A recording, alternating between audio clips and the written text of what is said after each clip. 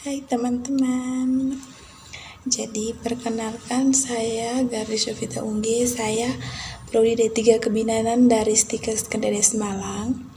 Jadi pada kali ini kita akan mempelajari kira-kira bagaimana sih pendidikan kesehatan pada anak balita. Terkhususkan video ini kita buat pendidikan kesehatan yang dimaksud di sini adalah pendidikan kesehatan pada balita di era pandemi COVID-19. Kita tahu sendiri bahwa anak-anak itu sangat rentan juga untuk terkena COVID-19. Dalam masa pandemi COVID-19 ini, jadi tenaga kesehatan yang terkait sasaran balita memiliki peranan penting antara lain.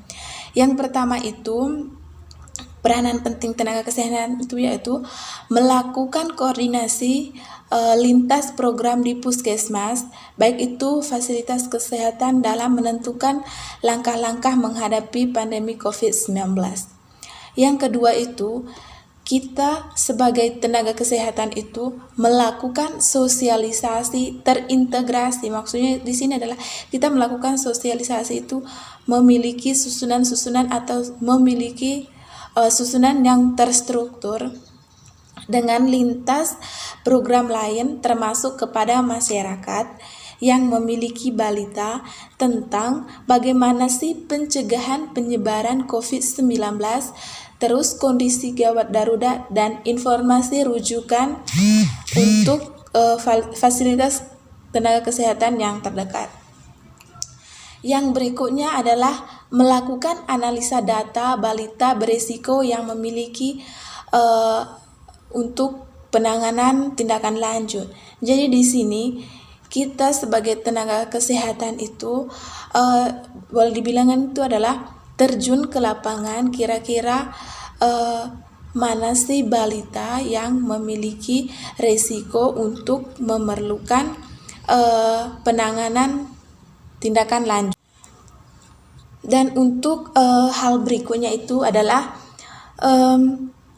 melakukan koordinasi sama kader, terus RT-nya juga, RT setempatnya, terus RW, kepala desa atau kelurahan, dan tokoh masyarakat itu yang terkait dengan sasaran anak dan pelayanan kesehatan dalam situasi pandemi COVID-19 ini. Dan poin yang berikutnya itu adalah memberikan pelayanan kesehatan kepada balita dengan melakukan trace atau penerapan prinsip pencegahan dan pengendalian infeksi dan jarak fisik atau physical distancing dalam pelayanan kesehatan yang diberikan. Kita langsung saja masuk kepada materi yang pertama, yaitu tentang sosialisasi kepada masyarakat. Pertama-tama kita harus mengetahui dulu kira-kira apa sih coronavirus itu.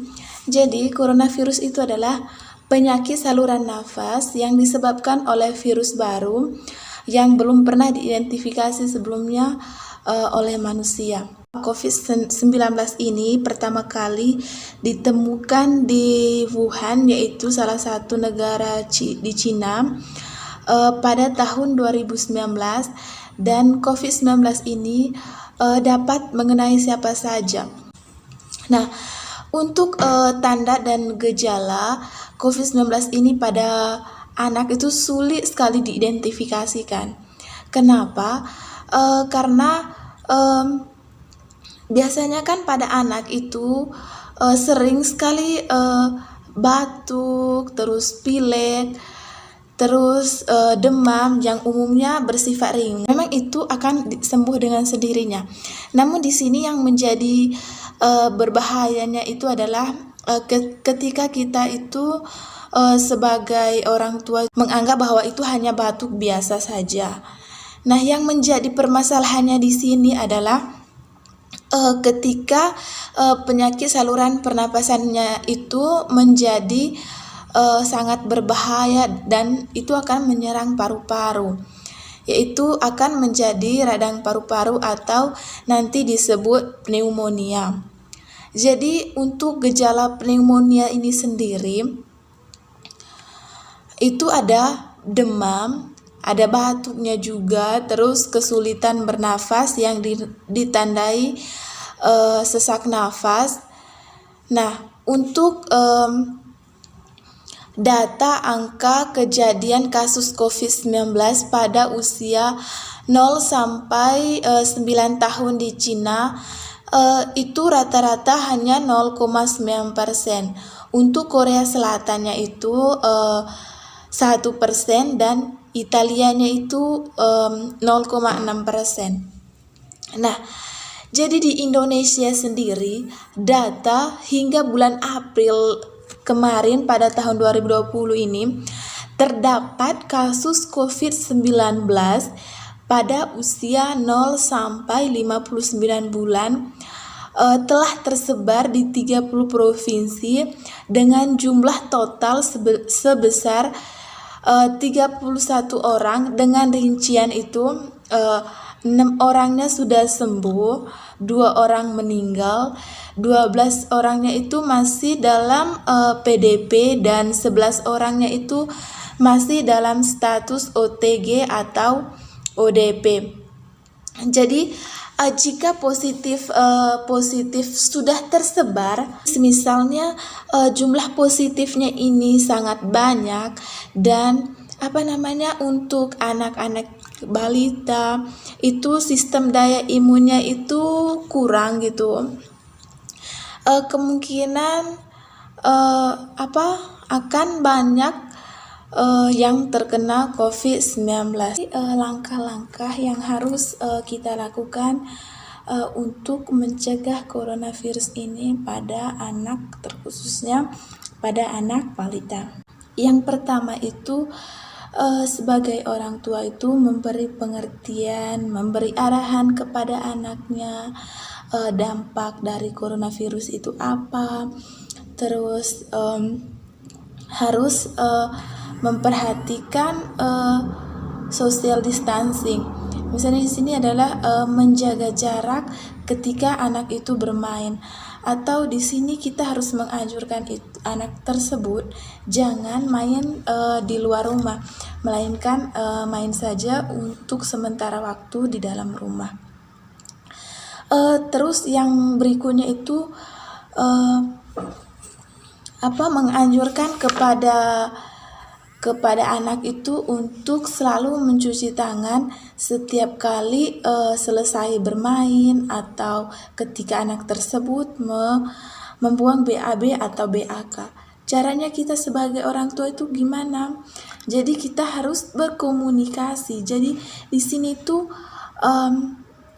hal mendasarnya itu adalah komunikasi kita sebagai orang tua itu kepada anak kita. Buku Pink-nya sendiri itu ada 7 langkah yang harus kita lakukan untuk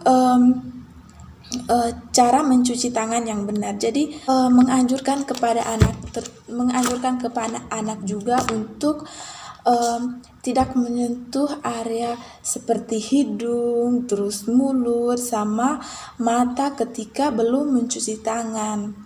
Nah, cara mencuci tangan itu jangan mencuci tangan yang di air yang tergenang kayak di baskom atau ember, karena biasa rata-rata itu orang mencuci tangan saja.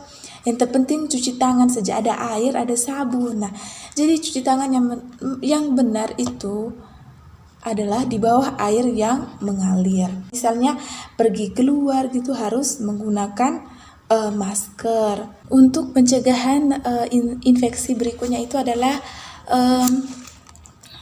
etika batuk dan bersin. Untuk etika batuk sendiri itu sepertinya anak-anak itu kan belum mengerti ya, sebagiannya sih mungkin kalau sudah diajarin sama orang tuanya itu sejak dini mungkin sudah mengerti, namun bagi anak yang belum mengerti etika batuk dan bersin yang baik dan benar itu kita harus memberikan informasi, memberikan konseling kepada anak tersebut, serta mempraktekannya.